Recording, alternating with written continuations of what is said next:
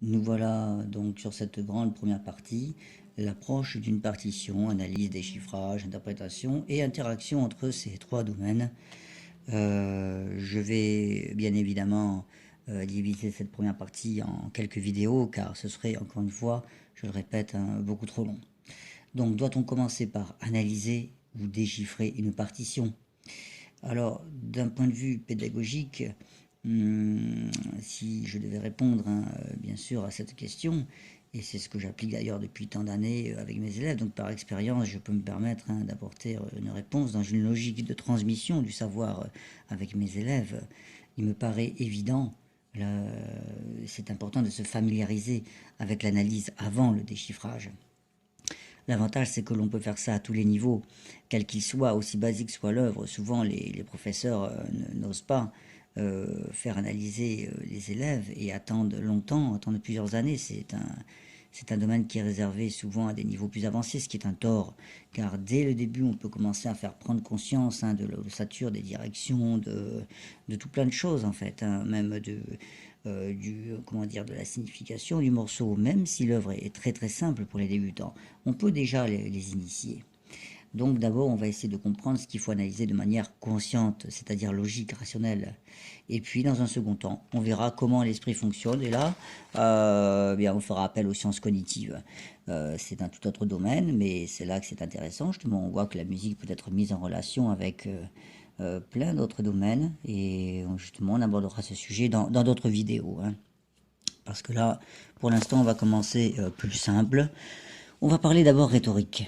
Alors, l'analyse, donc, elle dépend bien sûr du contexte historique, de l'époque, du style, l'esthétique. Tout ça, c'est quelque chose, bien sûr, qu'il faut enseigner aux élèves. C'est indissociable du cours de piano. Le professeur de piano n'est pas non plus que pianiste ou que professeur de piano, n'est-ce pas? Les œuvres tournent comment dire, doivent être remises dans leur contexte. Ça, c'est quelque chose de très important. Donc, cela fait appel à notre culture musicale en tant qu'enseignant et à la transmission de cette culture, bien sûr. Mais l'analyse dépend aussi beaucoup de la façon dont on considère le texte, n'est-ce pas?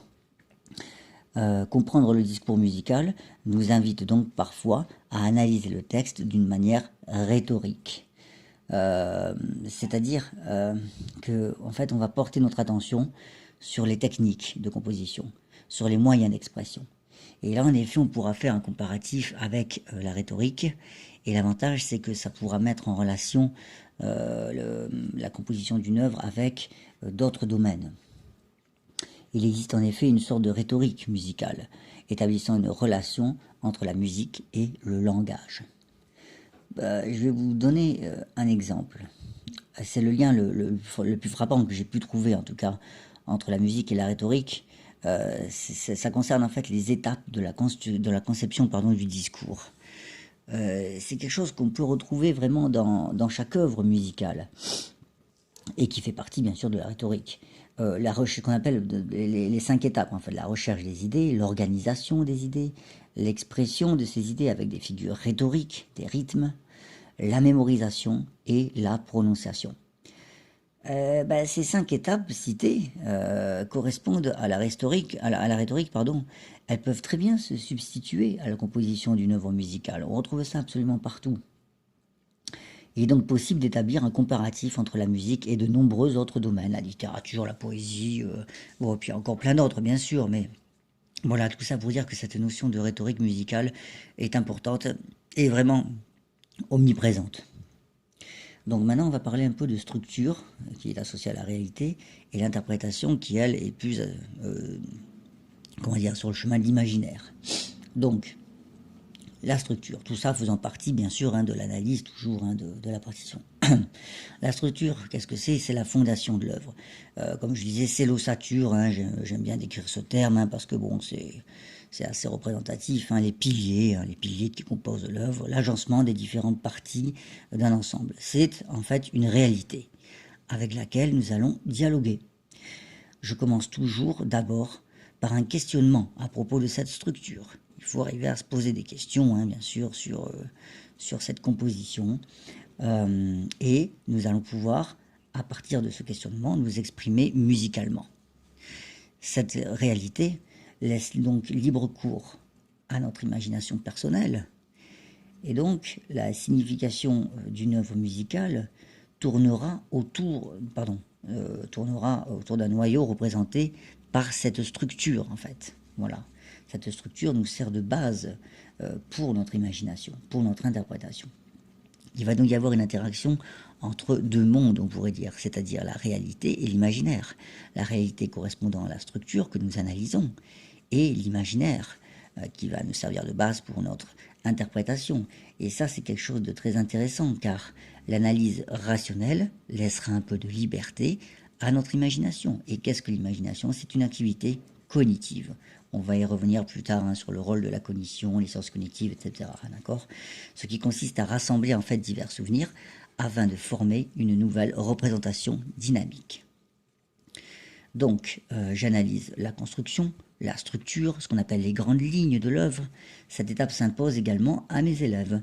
Je les incite bien sûr à le faire, je le fais avec eux, je leur montre l'exemple, si bien que de toute façon, au bout d'un moment, ils en arrivent à le faire par eux-mêmes, en fait, en réalité, car je leur ai donné tous les éléments nécessaires pour pouvoir les rendre autonomes de ce côté-là. Et donc, cela leur permet de connaître les directions de l'œuvre et les éléments musicaux importants. C'est en prenant connaissance de cette structure et en analysant les éléments graphiques, les hauteurs, les durées, l'intensité, ça peut être plein de choses, le registre, le timbre, le rythme, ça laisse vraiment beaucoup de choix, que l'élève peut faire des associations. C'est là que ça devient intéressant, bien sûr, les images, les idées, les sentiments que l'œuvre suscite en lui, enfin que l'analyse de l'œuvre suscite en lui.